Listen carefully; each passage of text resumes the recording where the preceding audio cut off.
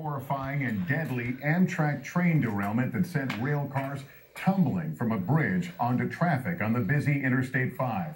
Multiple people died aboard the train and many more were injured, some trapped in overturned coaches. It happened on the inaugural run of high-speed train service on the route as that train was passing through the community of DuPont, Washington, which is where we find our Gotti Schwartz with late details. Gotti, good evening. Good evening, Lester. To give you an idea of the size and the scope of this crash, out of the 14 train cars, 13 of them flew off the tracks, including some of those that you see over there, some of them coming down onto rush hour traffic. Investigators are right now looking into whether speed and whether track conditions may have caused this crash. At this point, they say they do not believe that terrorism was involved, but all of this happening on the first day of this faster service. Terror on the tracks on a day that was supposed to be a cause for celebration. Amtrak 501. Emergency. We are on the ground. An Amtrak train on the first day of a new high-speed service to Portland. Oh, that was an Amtrak Siemens careening off an overpass Charger. 40 miles south of Seattle. Is everybody okay? I'm still figuring that out. We got cars everywhere and down onto the highway. Several rail cars crashing into the busy I-5 freeway during rush hour. No, that's Amtrak smashing Siemens. into a semi-truck and several other vehicles.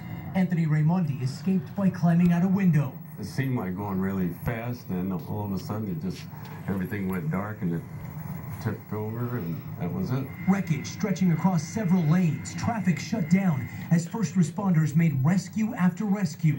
When we got to the scene, it was obvious that there were some fatalities and there were a lot of injuries. With 84 on board, multiple people are dead, dozens more injured. Just looking at this whole mess, just right around Christmas, just breaks my heart.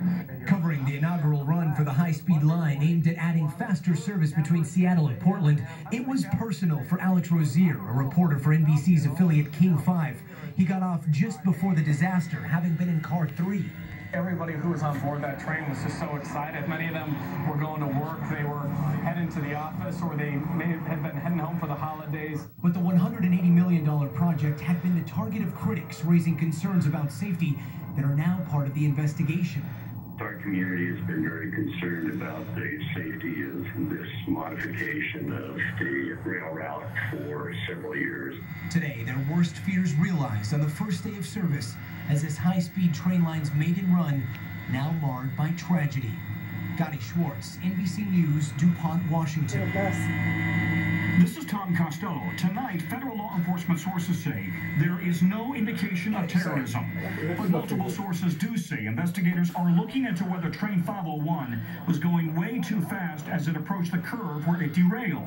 The overall track speed was 80, but the curve was restricted to 30, and it looks like he failed to slow for that curve. The priority now for investigators, recover the train's black boxes that would have recorded the train's speed and whether the brakes were applied. Investigators will also question the crew about whether the track condition was good and whether there was an obstruction on the tracks. That stretch of track run by Sound Transit had not yet been upgraded with positive train control, a congressionally ordered high-tech safety upgrade to keep trains from crashing. It says you're going too fast, you have a 90 mile an hour. You know, slowing it down for you. It just took over control of the train for me. We saw how it works at Amtrak's training center last year. In essence, the technology is about trying to remove human error as a factor in crashes by forcing the train to abide by speed limits and stop signals. With transponders in the tracks, computers monitor every train's AM7, SL Express, to prevent a crash. Railroad veterans say a string of crashes ACS 64 could have been prevented with positive train control. From California to the Bronx, Philadelphia to a derailment with injuries in Washington State last July. The question tonight, was speed a factor in the crash, and would a safety upgrade have made the difference? Tom Costello, NBC News, Boston. Meantime, tonight it's a race.